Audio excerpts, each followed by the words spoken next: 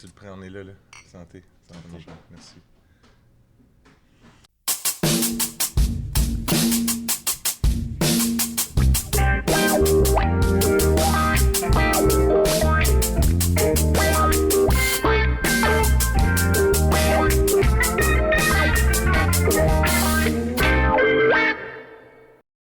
Allô tout le monde, bienvenue à IPA Podcast.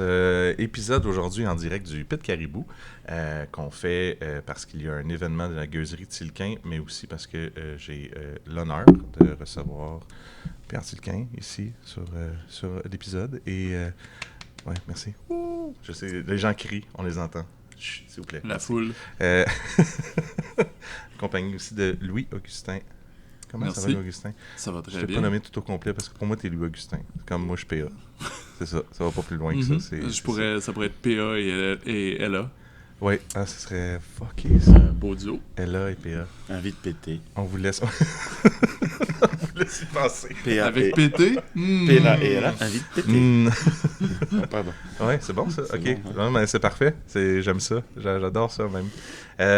Merci de votre temps, messieurs. Je sais que Pierre, t'es là, puis c'est la folie. Tout le monde s'arrache ta personne. Oh, oui, bien sûr, oui. C'est Disons que j'ai un peu l'impression d'être un animal de foire qu'on présente. balade. J'espère que c'est réservé du temps pour toi, pour vivre, pour avoir... Oui, Ouais. je vais. J'ai déjà fait un peu de tourisme et je vais voir ma famille demain. Ok, bon, c'est parfait ça. C'est bon ça. Qu'est-ce que tu as fait comme tourisme? À New York surtout. Ouais. Et à Montréal, on n'a rien fait. T'es pas allé sur le dessus du Mont-Royal, prendre une photo devant la Le ville? classique. Non, mais ça je connais. Comme J'ai un déjà bon fait. Européen. J'ai déjà fait. Ah. Je suis déjà venu. Je crois que c'est la 4e fois que je viens à Montréal, donc. Ok. Donc ça va, ça je connais un peu la ville et je ne suis pas... Je suis là pour le boulot, je ne suis pas obligatoirement Ok. concerné par le fait de faire du tourisme. Fait que l'idée, c'est vraiment le boulot présenté. Donc, ce qu'on va faire, j'imagine que tu as dû répondre 1000 fois à plein de questions que je vais te reposer. Je m'en pas de excuse souci. d'avance. Donc, au Québec, pourquoi faire un épisode comme ça puis aller là? Ben, c'est parce que je sais que la compagnie Vitriol, dans laquelle tu travailles, Augustin, se fend le derrière à essayer de montrer des produits à tous les Québécois. Puis c'est des produits qui, autant avant, c'était tellement rare d'en avoir, autant maintenant, c'est encore rare, mais on les voit un petit peu plus.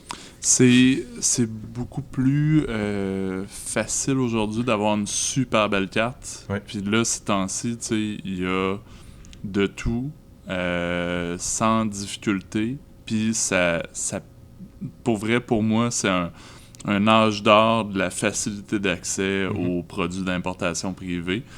Puis après ça, ben, il faut juste en donner à cœur joie puis sauter là-dedans.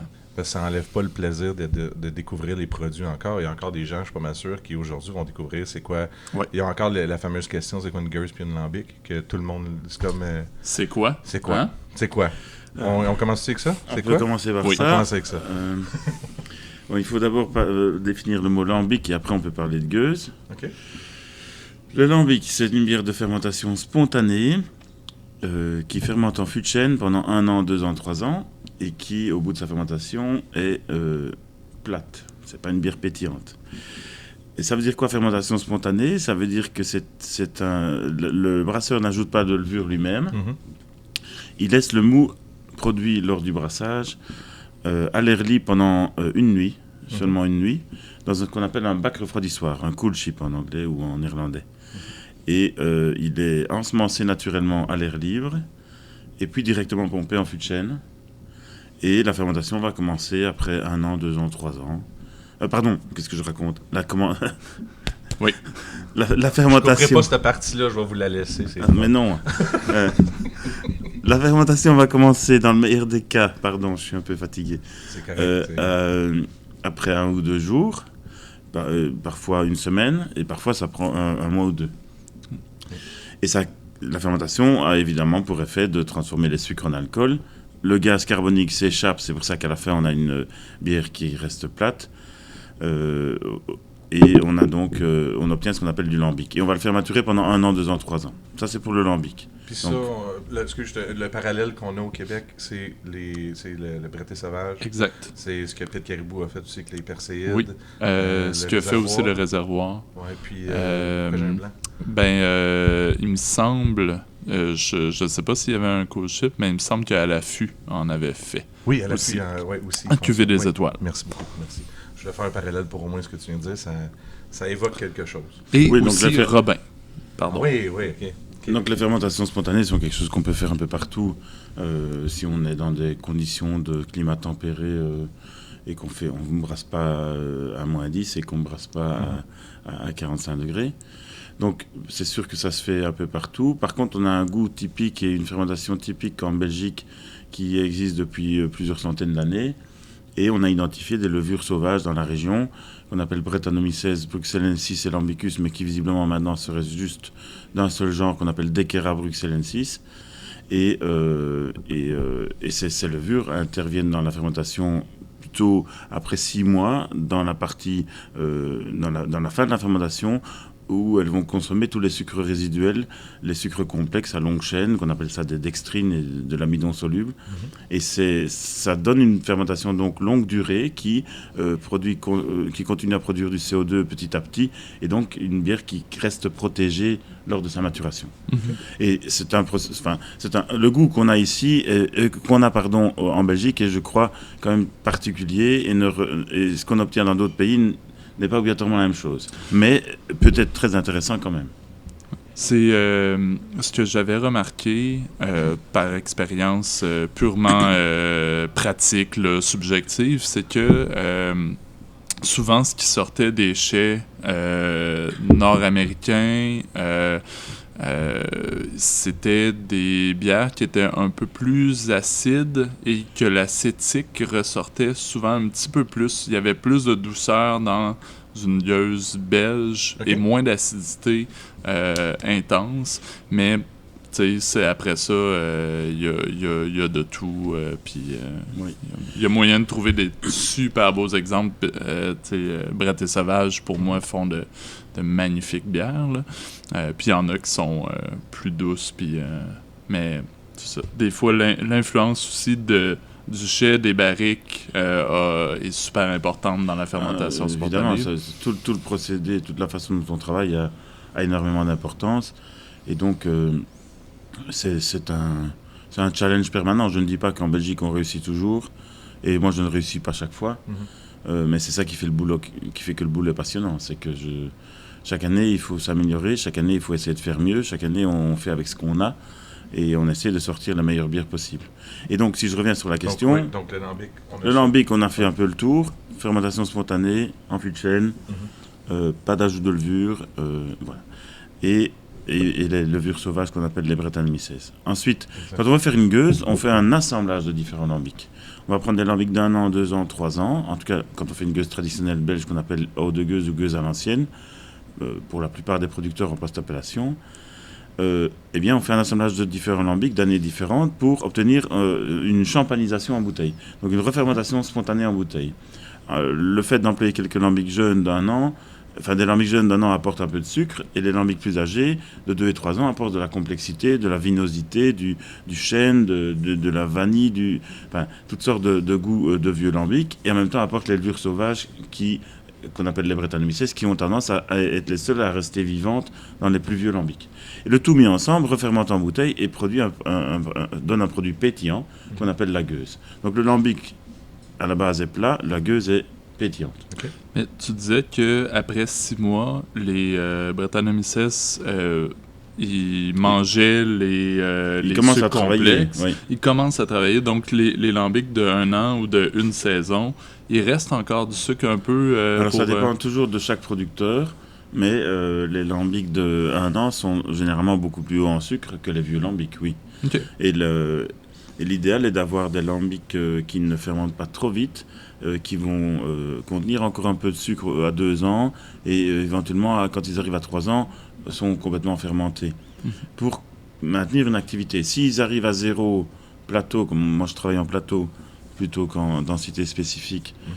S'ils arrivent à 0 plateau après 1 an, ce qui arrive, ça vaut vraiment pas la peine de les garder, parce qu'ils vont avoir tendance à devenir acétiques. Donc il faut avoir une fermentation, il faut que le brasseur produise le plus possible de sucre complexe à longue chaîne lors du brassage, qu'on appelle la méthode du mou trouble ou turbid mash, et ça permet d'avoir des bières qui vont longtemps, qui vont fermenter pendant longtemps et qui vont garder donc longtemps. Donc comme ça, c'est lorsque tu fais l'assemblage que comme je pourrais dire bien vite dit, dans la bouteille, c'est comme si ton taux de sucre va augmenter à ce moment-là, puis c'est là que la refermentation, tu ajoutes rien lors de la fermentation. Alors, moi, dans ma gueuse à l'ancienne, j'ajoute pas de sucre. On peut ajouter un peu de sucre si on n'arrive pas au taux de sucre adéquat. Mais donc, dans l'assemblage, le taux de sucre n'augmente pas. C'est par le choix des lambics que j'assemble, j'essaye d'atteindre un taux de sucre spécifique. Et dans mon cas, je suis souvent à 1,4, 1,5 plateau, mesuré de manière grossière, donc c'est un peu surestimé. Ça permet d'avoir grossièrement, si je convertis ça en CO2, en divisant par 2, j'arrive à 6-7 grammes de CO2, ce qui convient pour une refermentation, une saturation classique de gueuse. OK. Donc, j'imagine que ça vient aussi avec l'habitude, le fait que tu puisses goûter tes barriques, puis après ça, les assembler ensemble. Il y a des goûts que tu recherches quand tu vas goûter certaines barriques. Alors, j'ai une manière d'assembler qui est un peu différente de certains collègues.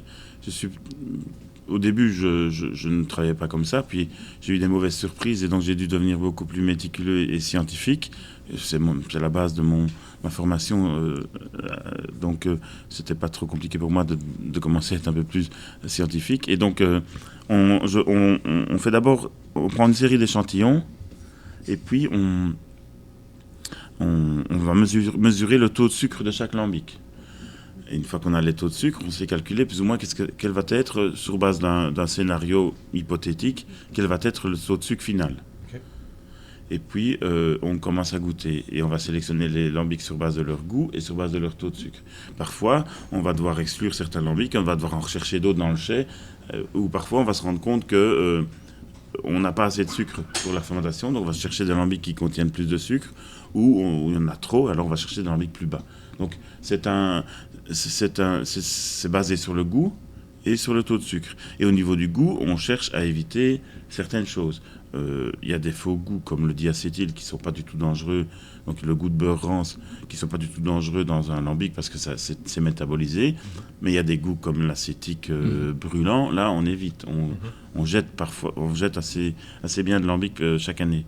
Ou alors il y a des goûts de butyrique, ben ça c'est le diacétyl, mais c'est proche. Il y a des côtés lactiques, des côtés citriques, il y a des côtés citronnés, il y a des côtés fruités. Il y a l'acétique, quand elle est légère, peut donner une dimension fruitée. Donc c'est toute une série de caractéristiques qui... Il y a des faux goûts liés à la jeunesse du lambic, par exemple. On appelle ça un goût d'été. Un goût d'été, c'est très difficile à décrire. C'est plutôt un goût de plutôt légumes cuits, mais en même temps, c'est pas du DMS, c'est autre chose. Donc, tous ces goûts-là, on a la chance que ça, c'est généralement métabolisé en bouteille.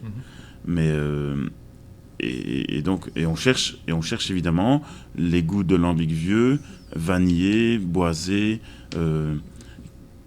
qui donnent de la complexité et du corps à la bière. Donc, c'est ce qu'on s'attend quand on va boire une bière, parce qu'en fait, il y a les classiques, quelqu'un sort je veux dire, peu importe que ce soit une cantillon, une 13 Fontaine, une gueuse, une lambic, peu importe d'où ils viennent, quand on goûte des bières comme ça, souvent les gens vont dire, achète-toi des Toms, goûte-les, tu vas te brûler. Pas tant que ça. Mais c'est ça. Je veux un peu briser ce réflexe-là que les gens ont de dire, oh my god, ça va être rough comme soirée si on goûte. Mais si tu fais que ça pendant une soirée, là oui. Puis moi, quand je fais des dégustations, et j'en fais souvent, avec des bières acides, des lambics, parce que j'adore ça, ben évidemment que je prends des lagers, puis j'exige en fait à mes invités qu'ils apportent des lagers, des brown ale, des mild ale, des stout, dry stout ou stout impériaux. Il peut y avoir de tout, mais je leur demande, apportez pas de bière sûre. Apportez pas, parce qu'on est déjà là-dessus. Il y en a déjà, disons, un 750 par personne qu'on va boire. pas 2,750. Mais étonnamment, c'est ça. On est en début d'après-midi, j'ai pas mangé grand-chose. Ça se boit très, très bien. Moi, dans ce cas-ci, c'est la Rulquin. On boit la Gueuse Tilquin en fût, une version plus légère de la Gueuse Tilquin à l'ancienne. Parce que j'utilise l'appellation hors de Gueuse ou Gueuse à l'ancienne qui est protégée par la communauté européenne. Il y a un petit logo ici, un jaune, spécialité traditionnelle garantie. Et cette appellation ne peut être employée que pour des produits en bouteille. Et je respecte tout à fait ça. Okay. C'est un produit traditionnel. La gueuse classique, comme on la connaît depuis le début 1900, c'est une gueuse en bouteille, bouchonnée, qui mature bien en bouteille, qui garde 10, 20, 30 ans. Okay. Et donc le produit que j'ai fait en bouteille est un peu différent. En fût, pardon, est un peu différent. C'est un assemblage de lambic d'1 an et 2 ans. Et j'emploie un lambic léger qu'on appelle un Meerts, qui est un lambic qui... Ok, ouais, parce que c'est la première fois que je voyais cette bouteille-là. C'est une autre déclinaison du Meerts. Mais le Meerts, c'est un lambic léger que Beaune brasse pour moi, okay. Et qui originellement s'était obtenu par le second mou. Quand on fait un brassin, le premier mou, il est riche en sucre. On remet de l'eau chaude par-dessus des grains pour récupérer les derniers sucres. Ce mou-là était appelé Meerts dans le temps et était mis de côté et était bu comme bière de saison pour les travaux des champs. Et c'était une bière à 3-4%. Maintenant, les brasseurs de lambic mélangent les deux mous. On n'a pas obligatoirement deux cuves d'ébullition et on ne sépare pas les deux mous. Mais par contre, j'ai demandé à Beaune de brasser ça pour moi. Et il brasse un lambic à 8 plateaux environ, qui lui donne 4% d'alcool, 3,5%. Et ça me permet de descendre le taux d'alcool complet de mon assemblage. Okay. Et donc j'arrive à 5,3 pour la gueuse au fût et 7% pour la gueuse en bouteille. Quand même, 2%, c'est très fun. Ça fait une bière qui est super facile à boire, puis le but, c'est qui n'est pas très acide non plus. Non. C'est ça. Le but, c'est de faire une gueuse de soif, accessible, tout en étant refermenté en fût, donc c'est pas chipoté, c'est tout à fait spontané. J'ajoute pas de levure. Pour la gueuse au fût, je dois parfois ajouter un peu de sucre parce que il y en a parfois pas assez. Mais on vise une saturation un peu plus basse que la bouteille, qui peut monter à 6-7 grammes, alors qu'ici on est à 5. Okay. Voilà. Et voilà, et ça vieillit assez bien. Alors, on met 3 ans de date de péremption, mais ici, je crois qu'elle a déjà 2 ans et elle est très bien. Oui, donc ça, c'est vraiment ton produit de base. Le produit de base, c'est la gueuse bouteille. Ouais, exact. Et puis après, c'est la gueuse au fût pour la bière au fût. Puis pour les autres, c'est des variations de celle-là? Ou où est-ce qu'on s'en va avec ça? Alors là, il y a beaucoup de choses à dire. C'est assez vaste. Je ne savais pas, mais oui, j'en ai des questions. Ouais. Ben, je peux parler de la mienne, en parlant de... qui est la Rulquin, ouais, qui est un assemblage de 7/8e de Rulle Brune, d'un producteur belge ici qui s'appelle Rulle. Pierre demande à ce qu'elle soit un peu plus houblonnée, si je me rappelle bien. Non, un peu plus de malt torréfié. Ok, un peu plus de malt torréfié. Pour augmenter le côté un peu café et chocolat. Puis 1/7e de lambic Tilquin. 7/8e de Rulle Brune, 1/8e de lambic. Okay. 7/8e, 1/8e. Oui, c'est ça. Oui, je le savais, mais c'est ça, je voulais. Et donc 1/8e de lambic, mais pas lambic Tilquin. C'est un assemblage de lambic de Beaune, Lindemans, Girardin et Cantillon. Okay. Wow. Et ça fermente 8 mois en fût de chêne. Donc le but de l'opération, c'est de faire une seconde fermentation en fût de chêne où les levures sauvages vont aller grignoter, manger tous les sucres résiduels de la bière d'origine. Okay. Parce que les bières belges, vous les connaissez peut-être, sont des bières parfois assez douces et avec un sucre résiduel assez important. Et le but, c'était de faire une brune acidulée, sèche, rafraîchissante, facile à boire et en même temps avoir ce petit côté torréfié. Et voilà, c'est un truc, une bière qui rentre dans aucune catégorie. Ouais. On pourrait la classifier dans les sour brown ale en anglais, mais c'est pas un stout, c'est pas une gueuse, c'est pas une brune. C'est entre les deux. Mais c'est j'adore ça, le regarde, plus c'est- proche, même si c'est pas du tout le même procédé, mais le plus proche pour moi, c'est les brunes des flammes, mais avec beaucoup moins de côté. Avec pas du tout. Justement, il n'y a pas d'acétique. Ouais, tu sais. J'espère avec pas du tout. Non, Mais, mais- avec, Non, puis, tu sais, je l'ai versé dernièrement à mon petit frère et ma belle-sœur. J'avais versé la cassis, exactement celle-là, Ouais. cassis rulquin. Tu sais, ils voient le vert, brun, puis là, ils sentent, puis ils font « Ah non! » Les brunes sour, Ouais. c'est pour beaucoup de gens, c'est un peu la peur des brasseurs qui faisaient ça, tu sais, à la fin des années 2000, début 2010, puis que genre c'était intense. Ouais. Ils faisaient ça le plus sour possible, mais non, tu sais, ils l'ont bu, puis là ils font comme, ah oui, ça se boit bien quand même, hein? Ouais. Puis même avec le côté fruité, tout fonctionne parce qu'il y a un peu de prune là-dedans, de côté un peu... Mais à la base, date, il est déjà prune, fruité, il est déjà pruneau, fruit tu sais. confit, il y a déjà... donc ouais, c'est il y a le fun quelque chose un d'ajouter, peu... Moi, il y a quelques Si tu années, veux goûter? Merci, ouais, j'ai quelques années, j'ai découvert celle-là, puis je sais pas si ça a été dans les débuts de « Ok, maintenant, je veux juste blender mes bières puis faire des goûts différents. » Comme, J'adore ça, blender mes bières tout le temps. là, Comme de cet mon exemple. après-midi, le test qu'on pense faire, mon collègue et moi, avec la brune d'Ayawan, Brownell d'Ayawan et Gueuse. Ouais. Je pense que ça va oui, fonctionner. j'ai déjà fait des crasses comme ça avec, avec de Mours, le toll qui fait un Imperial Stout qui ressemble à l'huile de vidange. Ouais. C'est bien dit. Et on met Pétrole. moitié gueuse et moitié Ouais. moitié Imperial Stout et ça passe. Hein. Oui, c'est pas obligatoirement mauvais. J'avais fait ça, moi, pas mal lors du Bruxelles Beer Fest, mais j'ai fini Oui, avec il est un, venu chez moi, mais j'ai un goûté. t-shirt, J'ai avec un... J'ai failli le bannir un- dans mon stand. Un t-shirt avec des collants de bière sur moi, puis j'étais sous-mort. Ah, attends. Fait, Donc, ouais. Avec de la sambre, c'était très bon. Il essayait n'importe quoi. Ouais. Oui, mais oui, j'étais rendu sous. Sur une fin de semaine, j'ai testé 80 bières. Ah, Ça donne ok, une idée. 80. Des petits 4 onces ou... Petit 4 onces, gros 4 onces, très gros 4 onces, que Des tu veux. Là. dégustations de Oui, festival. une dégustation de festival.